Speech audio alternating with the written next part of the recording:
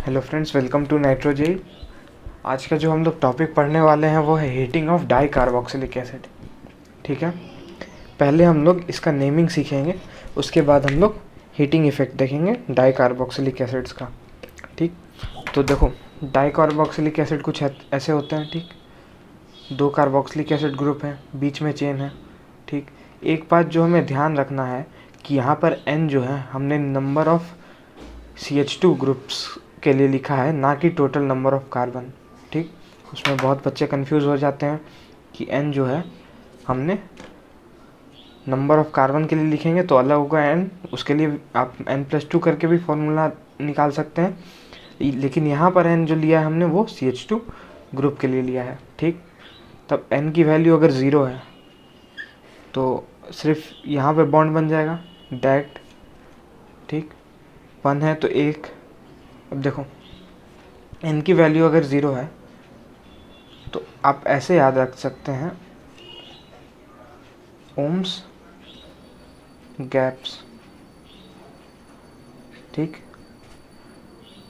अब आप ट्रस्ट कीजिए मेरे को कि आपने जो मैं एसिड का नाम लिखूंगा वो आपने अपनी जब से आपने जेई की प्रिपरेशन चालू की आपने नाम सुना ही होगा, तो आपको तुरंत हिट करेगा कि ओ से क्या, एम से क्या। ठीक, आपको बस यही सीक्वेंस याद रखना है, ओम्स गैप्स। ठीक, ओ से ऑक्जेलिक, एम से मैलोनिक, एस से सक्सिनिक, जी से ग्लूटेरिक,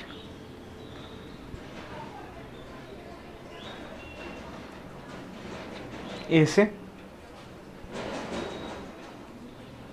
एडिपिक, पी से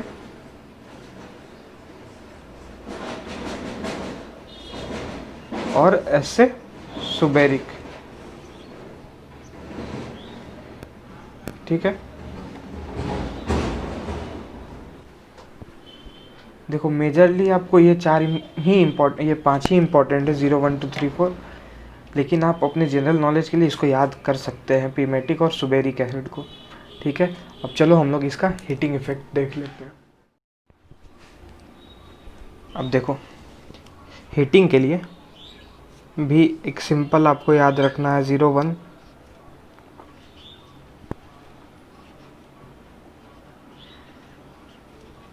ठीक,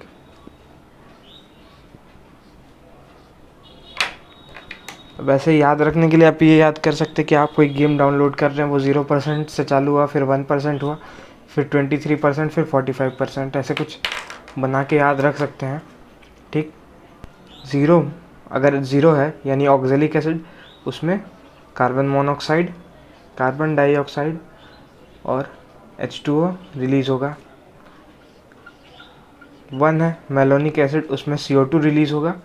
2 3 में H2O रिलीज़ होगा, डिहाइड्रेशन होगा, और 4 और 5 में CO2 और H2O रिलीज़ होगा। ठीक, फॉर एग्ज़ाम्पल हम लोग N के लिए N बराबर 2 लेके आपको समझा देते हैं। CH2 C, N बराबर 2 का क्या नाम होता है? Succinic acid.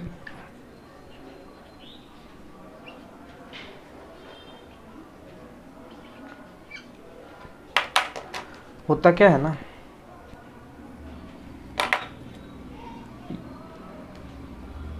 ये जो OH है, इधर से वाटर निकलने के कारण रिंग में साइज गिनो तो रिंग का कितना मेंबर्ड है, पॉज करके, 1 2 3 4 5, ये O रहेगा और यहाँ पे बॉन्ड बनेगा, यानी इससे 5 मेंबर्ड रिंग बन जाता है। पहले 5 मेंबर्ड रिंग बनना स्टेबल नहीं, 5 मेंबर रिंग नहीं बनता। आपको पता है कि 4 मेंबर रिंग और 3 मेंबर रिंग स्टेबल नहीं होता है, इस कारण से इस दोनों में अलग अलग प्रोडक्ट्स निकल रहे हैं। लेकिन यहाँ पर 5 मेंबर रिंग बनने के कारण 2 और 3 में ये होता है, डिहाइड्रेशन होता है। ठीक है, ये बन जाएगा 5 मेंबर रिंग। 3 में 6 मेंबर रिंग बनेगा। अब 4 और 5 में 7 और 8 मेंबर रिंग बनेगा। और आप ये भी जानते हैं कि 7-8 मेंबर रिंग स्टेबल नहीं होता है, ठीक है, तो उसके लिए अलग से केस होगा। ठीक, ये टॉपिक कभी डायरेक्टली ऐसे नहीं पूछा गया है, लेकिन ऐसे पूछा गया है कि which of the following dicarboxylic acid will release CO2। ठीक ना, तो आपको पता होना चाहिए। ठीक, मल्टीपल करेक्ट में भी एडवांस में पूछा गया है। अगर आपको और अच्छे क्वेश्चंस चाहिए इसमें तो आप कमेंट बॉक्स में ज़रूर बताइएगा, ताकि हम और अच्छे क्वेश्चंस ढूंढ के आपके लिए ला सकें। ठीक है, अब हम लोग देख लेते हैं dry distillation of calcium salt of carboxylic acid. ठीक, देखो ये टॉपिक जो है वो बहुत फ्रीक्वेंटली पूछा गया है जेई में, सीक्वेंशियल रिएक्शन में दे देते हैं, क्योंकि इससे कीटोन बनता है, उसके आगे भी कुछ फर्दर उस कीटोन का रिएक्शंस आपको दे सकते हैं। ठीक ना, अब देखो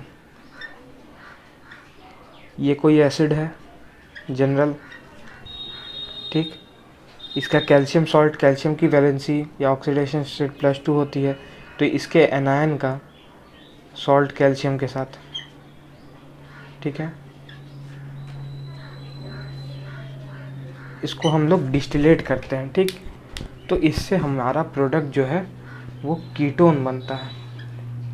क्या बनता है? कीटोन। ठीक, अब देखो कीटोन कौन सा कीटोन बनेगा, आपको इसके लिए ट्रिक बता दे रहा हूँ। ठीक, मैकेनिज्म की उतनी ज़रूरत नहीं पड़ेगी। ये जो RC double bond O group है इसको एज इट इज़ लिख देना है, ठीक है, और इधर जो ये ग्रुप है वो इधर लगा देना है, तो ये कीटोन सिमेट्रिकल कीटोन बन गया। ठीक है, कुछ एग्जांपल्स ले लेना ताकि आपको और समझ में आ जाए। फॉर्मिक एसिड का एनायन का ड्राई डिस्टिलेशन, हीट के जगह आपको ड्राई डिस्टिलेशन भी बोल सकते हैं। ठीक, आपको क्या लिखना है, ये कैसा होता है, HC डबल बॉन्ड O, ऐसा कुछ है, यानी HC डबल बॉन्ड O तो आपको एज इट इज़ लिखना ही है, उसके साथ यहाँ पर H, क्योंकि यहाँ पे RH है। और देख लो एक दो एग्जांपल और ले लेते हैं। pH,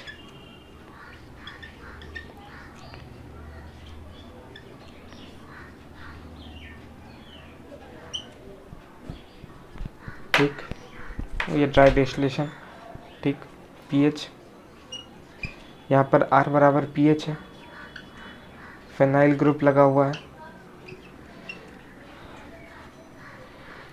pH है, यहाँ पे R जो है H था। ठीक,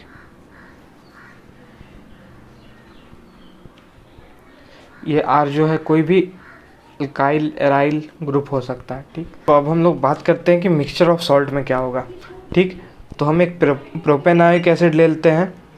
ठीक, प्रोपेनॉइक एसिड का सॉल्ट ले लेते हैं, EtCa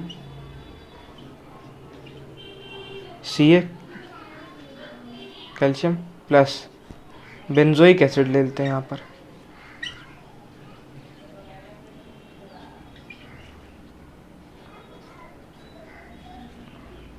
ठीक, इसका हीटिंग इफेक्ट हमको देखना है, क्या हो जाएगा।